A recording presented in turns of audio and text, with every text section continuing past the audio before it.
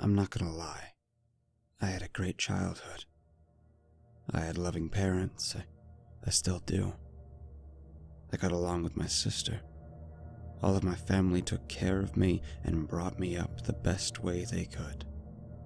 Most of them were university teachers and researchers, so I also had a pretty big bank of knowledge at my disposal. We never had too much money since my country was going through a pretty bad economic crisis during my younger years. But it was enough to get us a nice little house next to my grandparents, my old man's mom and dad. We were always extremely close. I loved knitting and taking care of the garden with my grandma and watched football matches and carpentering with my grandpa. My school days went pretty smoothly. I didn't have the best grades, but they were good enough. So at 18, when I finally finished high school and managed to get into a good college, my grandparents decided that they were going to give me a pretty amazing gift.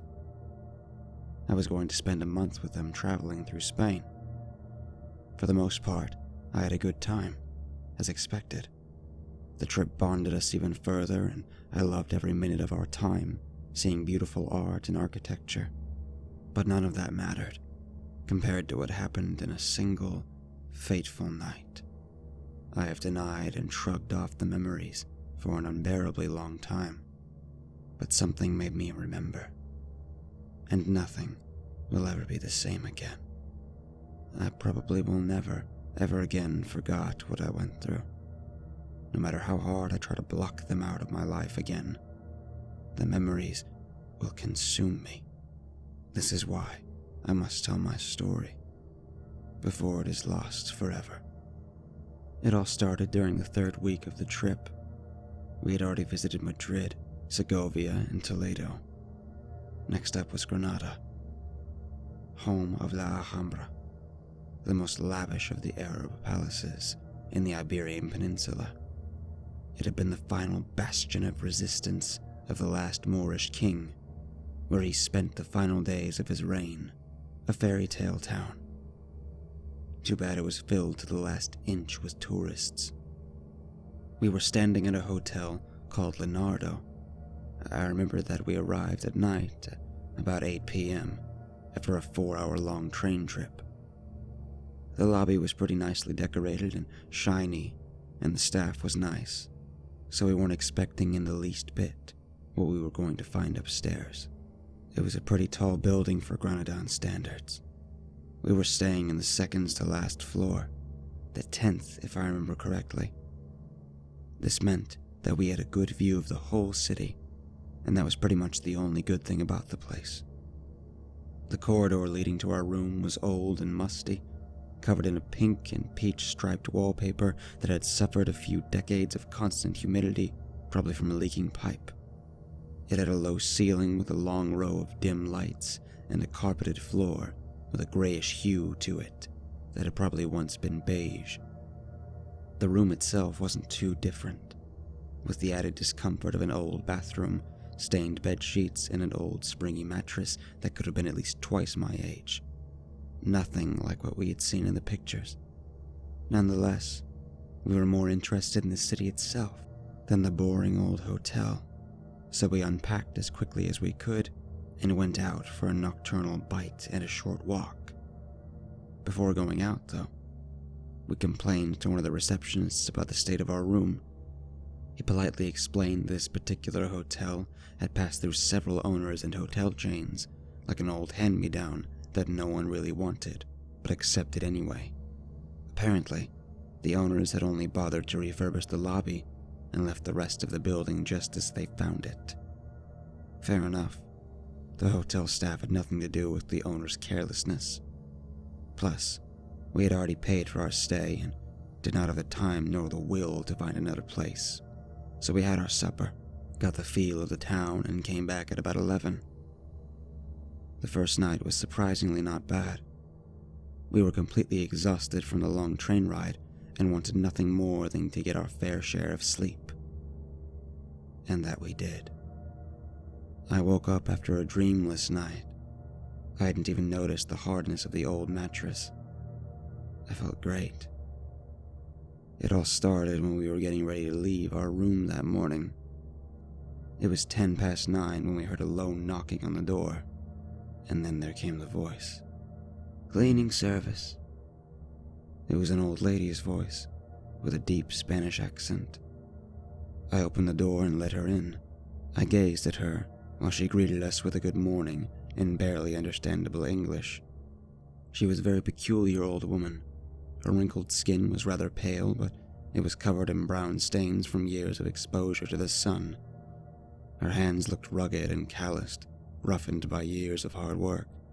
She had deep, teary green eyes that contrasted with her silky black mane. I couldn't help but stare at it. Her hair looked so soft that it could have belonged to a 10-year-old. Only the odd gray hair gave it away. We finished grabbing our things and were about to get out when I suddenly remembered that I'd forgotten to grab my wallet. I told my grandparents to meet me downstairs and went back in the room. Quickly, I searched for the wallet on the nightstand, but it wasn't there. I was reaching under the bed when suddenly the woman said, "Don't worry, I already picked it up." She reached out her hand. I thanked her and took the wallet, and as I did, our skin touched. Her skin felt damp and cold, too cold. For an instant, it felt as if the body had been filled up with melted ice. A sudden urge to get the old lady out of my sight as fast as possible grew inside me, so I quickly said goodbye and practically ran out of the room. But as I was closing the door, I felt the coldness grow inside me once again and turned around. The cleaning lady was staring directly into my eyes, smiling a knowing smile. The smile said that she was in on the joke, and I was not. I slammed the door shut. For the rest of the day, I had the old woman in the back of my mind. Every time I zoned out, I would remember that seemingly unexplained coldness I had felt deep in my bones. To my great satisfaction, though, I still managed to have a good time. I had managed to convince myself of the irrationality of being scared by a simple old lady. I was such a wuss. But by the time we returned to the hotel that night, I was crossing my fingers in hopes that I wouldn't have to see that woman ever again. My grandparents decided that they were going to stay at the 24-hour lobby bar for a while to grab some tea, but I decided to go straight to our room. I was ready to sleep tight and get ready for one more final tourist's day of non-stop walking in Granada. It wasn't to be. Before getting in bed, I got the sudden urge to have a hot shower. It had been a long day and I deserved it. It was a long shower. While the water flowed through my hair, I thought about how happy the three of us were, and of all the pictures and postcards where we were going to bring back home. But then the cleaning lady came into my mind once again, and I started to get anxious. Why hadn't my grandparents come up yet? I was about to grab a towel and get out when I heard a loud bang. The lights suddenly went out, and the water got cold. A power failure. Oh well. I should have expected it from a building in such bad conditions.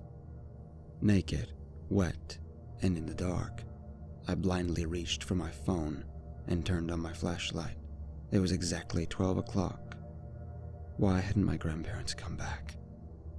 I wrapped the towel around my waist and reached for the door handle while holding my phone in the other hand. The door didn't budge.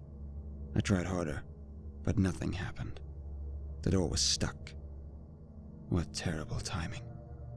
Suddenly, I heard footsteps. Great, my grandparents had come. "Grandma? Grandpa? Are you there?" I called out. No answer. I called out again. Still no reply. I started to get anxious.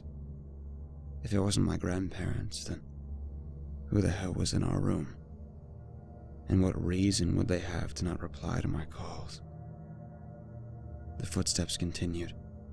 I tried the handle again and was about to try to slam my body against the door, but luckily thought twice before doing it.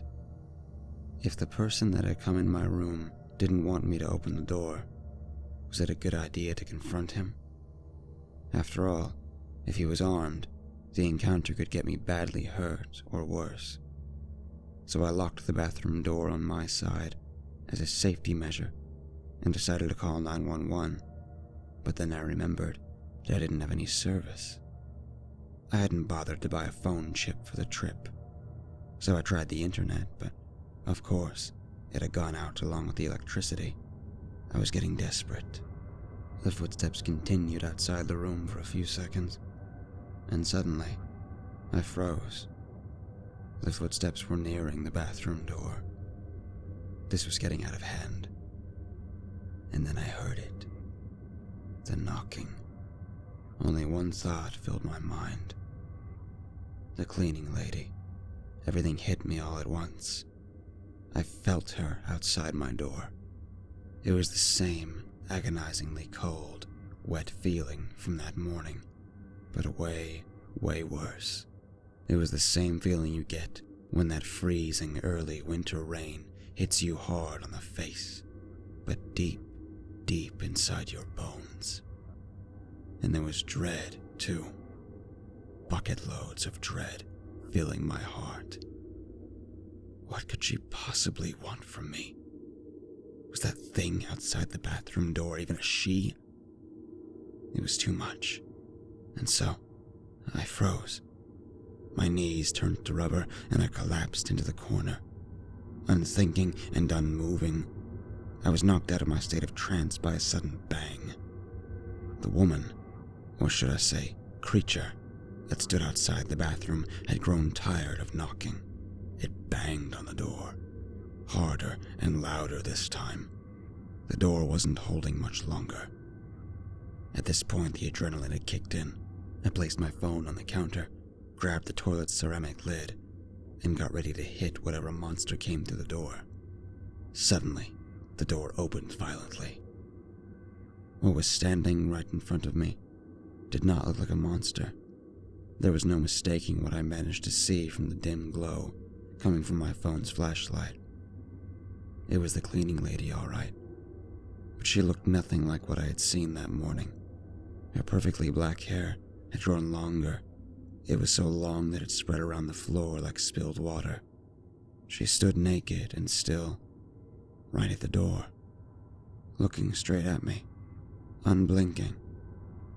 What I saw when I looked at her eyes made me grow still, letting the adrenaline fade away and the coldness and dread take me once again. They were not the deep green shade from earlier that day anymore. In fact, they weren't any color at all. They were white, completely white. A pair of colorless, lifeless balls. Then she started walking towards me, in a perfect line, as if she were being guided by a vector. I dropped my weapon. It was the least human walk I'd ever witnessed. It was as if a creature, some unknown, dark being, had put on a suit and was trying and failing to look like a member of our species. The beast in the old woman's body walked in the same otherworldly fashion until it got right next to me and opened its mouth, revealing a set of perfectly white teeth. I was completely paralyzed. It opened its mouth so wide that its jaw started to crunch and its skin to tear. A gray liquid started to pour from its throat. In that moment, I realized what it was about to do. I felt it in my gut. It was going to take a bite. It was going to feed. Yet I couldn't move. The coldness just wouldn't let me. Then there was another feeling. Acceptance. My body had given up to the creature. I was to be a part of it. A new skin for its collection, just like the one it was wearing right now. Out of nowhere, I heard a second bang from somewhere in the building, and light filled my eyes. The power was back. I blinked for the first time in what felt like a million years, and when I opened my eyes, there was nothing in front of me. It was gone. I closed my eyes for one last time that night. The next time I opened them, I was no longer in the bathroom corner. I was laying in my bed the next morning. It was as if absolutely nothing had happened. Had it all been a terrifyingly real nightmare? That is what my body led me to believe. As a coping mechanism, my brain made me forget. It made me think of the events of that night as mere products of my imagination. And it worked. The rest of the trip went by just as expected. I came home just as expected, and continued on with my life just as expected. This was 4 years ago. Every time I came close to thinking about the events of that dreadful night, a cerebral mist clouded my memory. 2 days ago, something clicked. Something that made everything come back to me.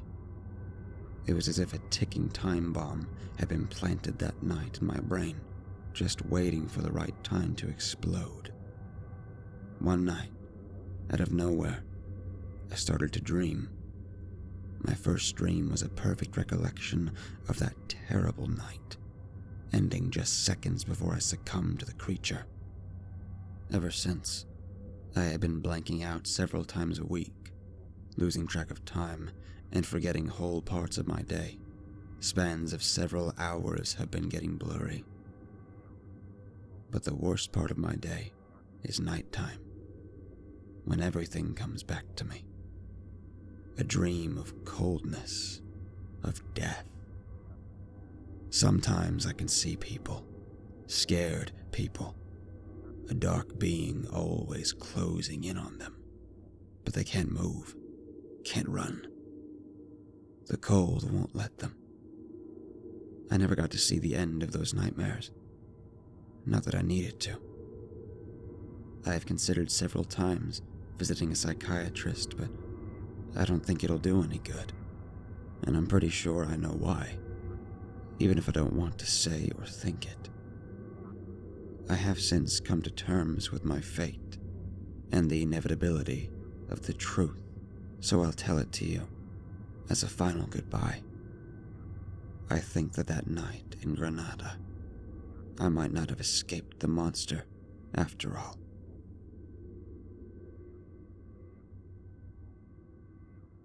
We were always told not to venture out on Werewolf Road late at night when we were children, but one night we were just too damn determined to know why the teenagers from our small town were so frightened by the unnerving place that we had to see it ourselves.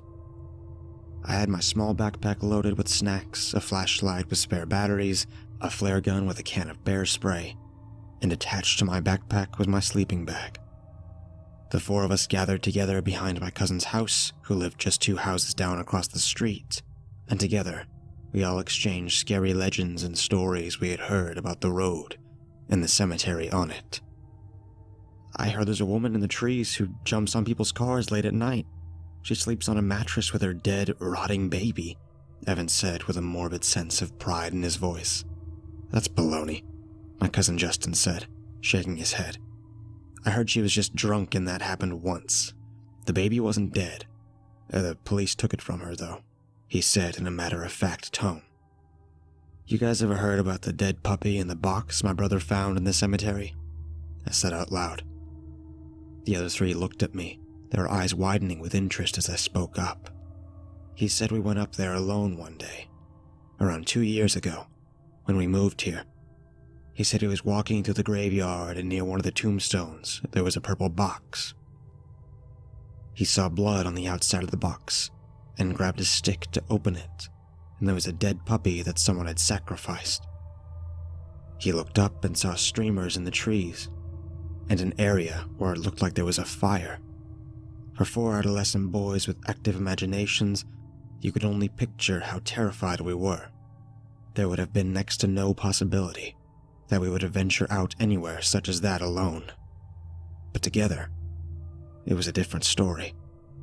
We were all in this together, despite how frightening it was. Oh, come on. He's just jacking with you. Ronnie, the youngest of us four, spouted. I could tell he was lying, and believe me, he wasn't. He had a look on his face that made me feel like he wasn't. "We gonna do this or not?" Johnny said, seemingly irritated by the stories. We each shrugged and picked up our belongings, and next thing we knew, we were walking towards the road that led to the legendary road on the other side. The leaves and sticks cracked beneath our feet as we stumbled along the pitch-black summer night. Justin had his flashlight shining ahead of our group. The narrow beam shone the heavy thicket that surrounded us. In some places you could see, even in the absence of light, the silhouettes of fast food litter like styrofoam cups of various sizes, and plastic bottles or discarded cans that were scattered about. I felt the crunch of an empty beer can under my foot. I cursed under my breath as I realized just how loud and inconvenient my misstep was. Evan turned around and shushed me as we continued walking. "Fuck off, Evan," I said in a stern but quiet voice. I raised my hand as he turned forward, the thought crossing my mind to smack the back of his head. I bit my bottom lip and considered how bad that could be for us if the wrong group of people noticed our presence.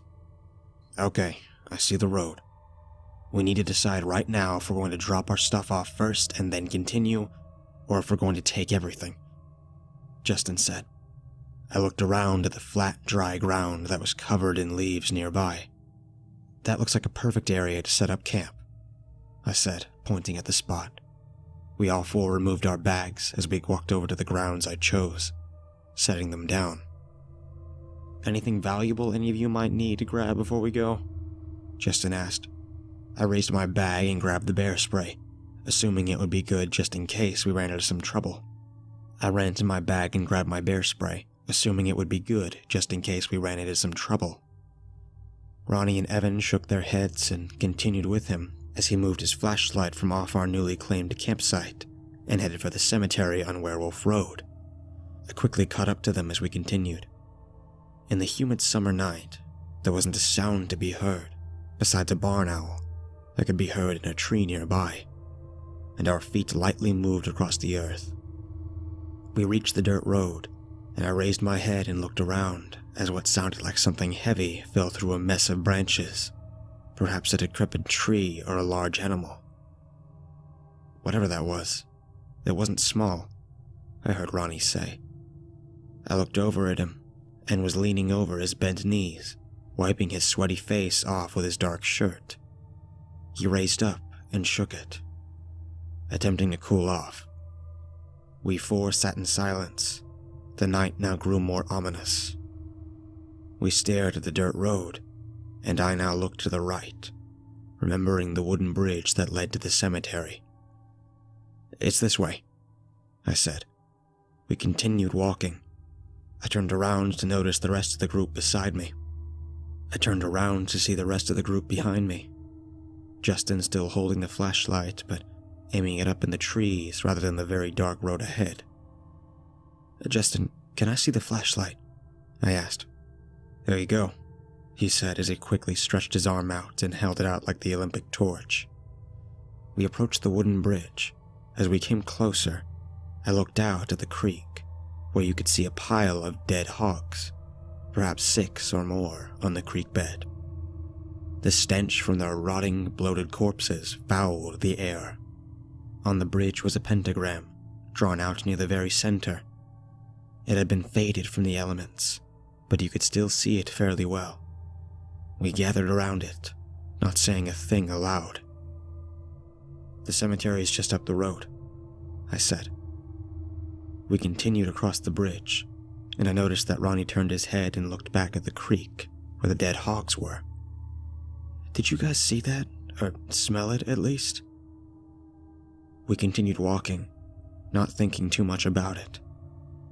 There could have been many reasons for that. Not even little things had to be unusual, even to young boys who longed for excitement. As we got closer to the cemetery, we noticed a bright light coming from inside its fence. It was a fire. We rushed down the road, trying our best to stay low and keep quiet as we grew dangerously closer to the cemetery. We got off the road and made our way up to a ditch, which led us into the woods that surrounded the cemetery fence line. As we lined up to peer through the fence, we were careful to stay low. Embers lingered about the blaze like fireflies in the cemetery landscape, and we watched as these beings gathered around the fire. They weren't human. There hadn't been a chance they were human at all. They were beastly, savage creatures that were swift on all fours. When they were on the lookout, they stood on their hind legs and perched, exposing their ape-like chests and torsos. The rest of their bodies looked more canine, like a greyhound. Their faces were covered in heavy, bleak masks that looked similar to the surgeon masks worn during the Black Plague. But these were more of a ghastly sight on such already terrifying monsters. I knew we couldn't dare trespass on their fiery territory. I watched as one lurked near a tombstone and dug like a canine into the ground. I listened as we could hear what sounded like gurgling coming from the plot, dirt being thrown viciously behind the creature. The rest of the pack began to gurgle and click their mouths as they walked around the fire. 3 other creatures gathered near the burial plot where the first creature dug, and the other 3 stood on their hind legs and looked around. I watched as the creature that was now buried deep in the ground climbed out of the hole. I watched as the creature that was now burrowed deep in the ground climbed out of the hole with a rotting arm in its mouth. It sat next to the others, arms between its 2 hands, sniffling. The others gurgled and sniffed in between chirps. Another creature crawled into the hole and came back to the surface with a dismembered leg in its mouth and carried it away from the rest of the group.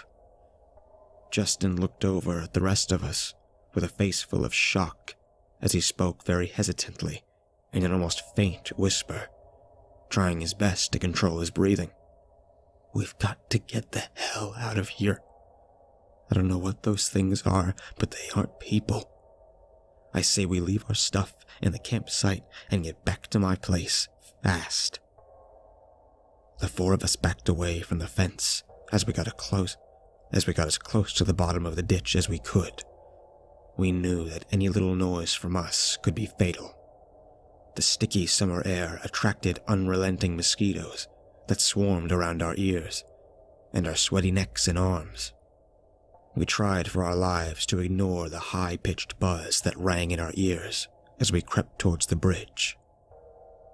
I heard a gurgling sound in a nearby tree overhead. It rattled and clicked, signaling the others to move in on us. I looked up to see it as, through its frightening mask that covered its disfigured face, it looked down on me with its black, dilated pupils. As I felt the sweat collect in my eyes and the mosquitoes I refused to away at bite into my neck. The other 3 were frozen in place, staring at the creature as well. I smelled urine in the air from Ronnie, as he couldn't anymore hold his bladder in fear. I couldn't blame him. There wasn't a moment for ridicule or disparagement. The creature stared into our eyes, and I heard the fence line viciously rattle as the other creatures climbed and jumped in, closing in on our misfortunate, desperate souls. Justin spoke up. "Guys, any ideas?" I slowly reached into my pocket and felt for a lighter. In my other pocket was the big can of bear spray. We let them close in on us dangerously to our discomfort, but I knew this was an ample opportunity to quickly discharge as much of the can on them as I could, while we still had a chance. I watched as the creatures fell on their backs, croaking and clicking their tongues with this very awful and loud scream that came out in between gurgles and rattles. They nervously clicked more after this. The creatures in their tree appeared to fear jumping. It leapt in the opposite direction, scurrying near the cemetery fire. We quickly rushed across the bridge, We jumped into the creek near the dead hogs and trudged to the water. It was only 5 minutes or less to Justin's home, the time we counted down together, not allowing failure to escape the grip of such vile and heinous of creatures. We saw the porch light nearby as we entered into the neighborhood. It had been a welcome relief to know that we had arrived. As I reached Justin's patio under the floodlight, I took a moment to catch my breath. I turned my head to look around, and I realized I had been the only one who reached my cousin's backyard. I called out each of their names, but without success. I waited around 5 minutes when I saw the beam of Justin's flashlight shine into the backyard from over the fence. I watched as him and Evan and Ronnie boosted each other over his fence as I continued to walk over to them and asked them what exactly kept them so long. I watched them, and something seemed different about their demeanors. They each had a look in their eyes that unnerved me. Justin spoke up. "You left us behind. You didn't even let us catch up with you. What the hell were you thinking?" he said angrily. I walked in circles, looking up at the three of them as they stared at me, with unequivocal disapproval nonetheless. After the three of them refused to talk to me that night, I finally decided to walk home. As I got to my room, I quickly stripped to my boxers and fell onto my bed. I woke up around 8:30 in the morning to my father calling out to me from his office, and he said, "Tyler, come in here right now." I walked into my father's office. I watched as he held his balled fist over his mouth. Leaning back in his chair, he ran his other hand through his hair and looked at me. "Your cousins and friends are missing. What happened last night?" I thought about it for a moment, but hesitated on giving a full disclosure. "We just hung out until early this morning, and then I came home around 11 o'clock this morning. They were there when I left." "Did you go anywhere with them? Or did they have somewhere they wanted to go?" He leaned forward. "The only place we went to was the cemetery on Werewolf Road."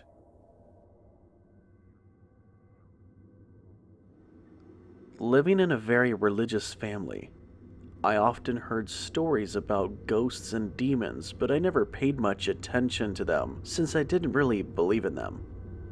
That is, until I experienced it myself. When I was young, I had a normal conversation with my stepmom. We were talking about school and stuff when our conversation turned into something weird. She suddenly asked me if I believed in ghosts and other paranormal stuff. I said I didn't. She looked at me really weird. She then later told me that there were times when certain people have had awakenings. That's when the spirits choose you. You'll be able to see them and hear them. She also told me that you could choose to accept them or choose to ignore it. She said that she had her awakening when she was in college, but she chose to ignore it. It happened when she was in her dorm room, alone. Suddenly, the lights flickered and the decorations in the room started to shake. She just covered herself with her blanket until it stopped. I was shocked. My stepmom couldn't have lied to me. And it confused me why she was telling me about this. Then she said, "I don't know why, but I have this feeling that you should know about this. Ever since I saw you, there seems to be something strange around you. Haven't you noticed?" I suddenly thought back to the time when I thought I was just really unlucky. There was this one time when someone pushed me out of the moving vehicle, causing me to get injured pretty bad. I didn't even know how it happened when I was the only one in the car, apart from the driver. They all thought I had jumped out on my own. Or the time when I was learning how to ride a bike when suddenly I had scratches all over my leg. I thought it had happened when I was riding through a bush and the branches scratched against me, but when I realized I was wearing leggings, so it shouldn't have been possible. Coincidentally, there weren't any scratches on my arms, just my legs. Or that other time when I was holding my mom's hand and we were about to cross the street when I thought I heard her whisper, "Run," to me. I let go of her hand and ran across the street. She screamed at me. I managed to reach the other side fine. I looked back at her and smiled because I managed it all on my own, but all I saw was my mom crying and shaking. She scolded me for what I did. I was confused since I thought that she wanted me to run. I always thought that I was just really unlucky. That's why these things were happening to me. I never really thought about any other reason. But after what she had said, it made me think. I was quite convinced yet. A few months after our talk, my mom took me to a remote province. There was a party there and she wanted to take me to have some fun. Now this province was known for one thing. They had a shaman. In this part of the province, ghosts and demons were said to be prominent. When we arrived, there was a line of people waiting to be cleansed by the shaman. He could also tell one's fortune and future and stuff like that. I thought it was a sham. My mom thought it would be fun to get my future read. I thought nothing of it since it was free. My mom wanted to know if I would have the same fate as her. She was pregnant at 19 and never finished her degree. The shaman took my hand and said no, that I would have a better opportunity outside the country. You know, words to flatter my mother. My mother clasped her hands together and thanked God. After the reading, my mom went out to see her friend, but I stayed inside. When my mom left, the shaman pulled my arm and made me look at him. I was confused and scared all at the same time. He had a serious expression on his face, different from when he was reading my fortune a while ago. You've already opened your eye. Do you see them? Do you hear them? There are demons around you. They are tying you down here. You should leave. Leave! I was scared shitless. I ran out of there as quickly as I could. I didn't tell my mom what had happened. When we got home, I just stayed in bed. I thought about everything that had happened. I started to believe in the paranormal. Either everything that had happened to me was a coincidence, or there really were ghosts and demons in this world. I was 12 at the time. Now that I'm 22, I could safely say that the shaman was right. I do see them. They're everywhere. Just a week ago, I'd gotten a new dog. I lived alone in my apartment and I needed a companion. It was nighttime, and since she was still a puppy, I monitored her closely. She was at the foot of my bed when she started barking all of a sudden. She was barking at the door. The only light in the apartment was in my bedroom. The door was open, but I couldn't really see anything outside since it was dark. Then, I heard the sound of hissing coming from the living room. My dog barked louder and louder. I knew there was something out there, something not from this world. After years of experience, I wasn't scared anymore. I just ignored it. I stood up and closed the door. My dog stopped barking and went back to bed. It feels good to finally get this off of my chest. I wanted to tell someone this, but no one believed me, saying that I was hallucinating or that I was making everything up. I wish it was just all a hallucination. It gets tiring seeing and hearing things I'm not supposed to see or hear. Sometimes I mess up at work because of these experiences. I work as an archive librarian. I handle resources regarding records from the 50s to the early 90s. There was a time when someone came in and asked for information about a family in the 1960s. I'd go look for the files, but when I'd find it, the one asking for it was gone. It turns out I wasn't speaking to a living person. This might sound like something out of a movie or a novel, but I can guarantee that this is 100% real.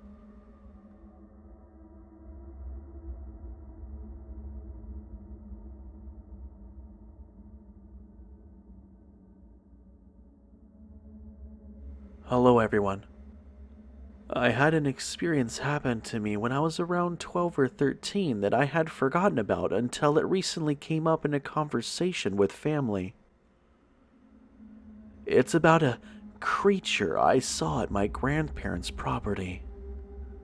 To set the landscape, my grandparents live on an 8-acre plot of rectangular land that is gradually sloping upward the whole way.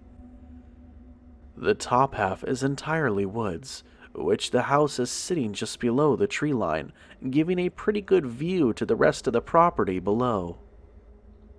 About 300 yards from the house is an old shed with a creek behind it. The shed sits near a fence property line, and on the other side is a farm that used to be much bigger, but at the time had only 4 or 5 cows roaming around. So, I was sitting on a swing on my grandparents' porch, alone, just relaxing and looking at the fields below. Off to my left towards the shed, I noticed this grayish-white animal with black spots here and there walking on all 4 legs. I immediately thought it was one of the cows, as they were known to sometimes cross the fence into the yard. I got up to go tell my grandfather when I looked back to watch where the cow was walking to. It then walked to the shed, raised itself off its front legs onto its back legs, and just leaned on the shed. I thought that was odd, until it turned its head in my direction. Even with the distance between us, I got immediate chills and this overpowering feeling that I just knew it. Somehow, it was staring right at me. I turned around and ran into the house, told my grandfather, and came back outside. It was no more than 1 minute from the time I left to go back outside, and it was gone. No trace of it, and no cows anywhere near the fence. I told my grandfather what I saw it do, and he chuckled, told me that's a nice imagination, and that was the end of it. It terrified me so much at the time, I tried to put it out of my mind, but I still get goosebumps just thinking about it. Does this sound familiar to anyone else? Does anyone have any type of stories pertaining to this or know of any other myths that are similar sounding about this creature? I am lost for words and I have no idea what that was.